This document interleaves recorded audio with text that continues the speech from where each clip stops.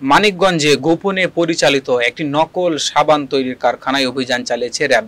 এর সময় কারখানার মালিক মোনাইম আহমেদকে 15 দিনের কারাদণ্ড ও 2 লাখ টাকা জরিমানা করা হয়। বৃহস্পতিবার সকাল 10:30টায় ঘিওর উপজেলার বানিয়াজুরি ইউনিয়নের রাথুরা এলাকার র্যাবের নির্বাহী ম্যাজিস্ট্রেট মোহাম্মদ আবু হাসানের নেতৃত্বে এই অভিযান পরিচালিত হয়। অভিযান সূত্রে জানা যায়, গ্রিন ফুড অ্যান্ড বেভারেজ নামের প্রতিষ্ঠানটির স্বত্বাধিকারী বসত বাড়ির ভেতরে টিন ঘেরা চত্বরে গোপনে ডেটল, ডাব সহ বিভিন্ন নামি দামি কোম্পানির নামে নকল সাবান উৎপাদন করছিলেন। অভিযানকালে বিপুল পরিমাণ নকল সাবান ও কাঁচামাল জব্দ করে ধ্বংস করা হয়। র্যাবের নির্বাহী ম্যাজিস্ট্রেট মোহাম্মদ আবু হাসান বলেন, এটি একটি নকল কারখানা। তারা বিভিন্ন নামি দামি কোম্পানির ব্র্যান্ড ব্যবহার করে সাধারণ মানুষকে প্রতারিত করে আসছিল। কারখানার বিদ্যুৎ সংযোগ বিচ্ছিন্ন করে সিলগালা করা হয়েছে।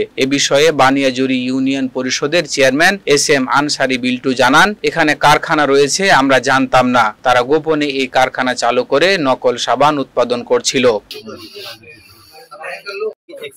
কেন এটা করতে হচ্ছে বা কিভাবে আমি জাস্ট প্রসিডিউরটা এক্সপ্লেইন করলাম, কিন্তু ব্যবসাটা অবৈধ ছিল।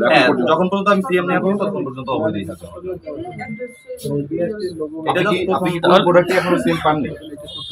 কোন প্রোডাক্টের সিএম আপনি এখন? আমি বিএসটি আমার নিজের প্রোডাক্টের সিএম পাইলাম। আমি তো জাস্ট আমি 2 দিন যাবত এটা শুরু করছি। আমি আপনার কয়টা প্রোডাক্ট আপনার আমার ফুড সেক্টরে আমার 3টা প্রোডাক্ট হইছে যেটা বিএসটি অনুমোদন প্রাপ্ত।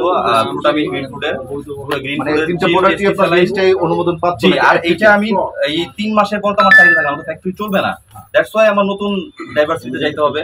তখন আমি এইটাই যে এইবার এপ্রিলের পরে আমি এটা আমার সাবান কিছুটা ইনভেস্ট এখন পর্যন্ত নেই, এটা আমি R&D করে ওনাদেরকে এটা কিভাবে সম্ভব যে একটা মাল্টিন্যাশনাল কোম্পানির প্রোডাক্ট আপনি এখানে উৎপাদন করতেছেন কিন্তু আপনার লিখিত কোনো অনুমোদন নাই, আপনি মৌখিক ইয়েতেই আপনি আপনার ফ্যাক্টরিতে এটা তৈরি করতেছেন, এটা কি অপরাধ মূলক কাজ কিনা? এটা প্রথম অবস্থায় যদি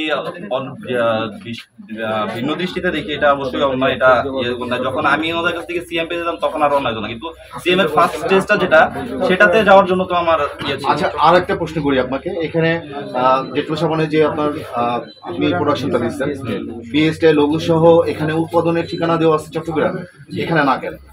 এখানে ওটা তো ওনরাই পাঠাইছে।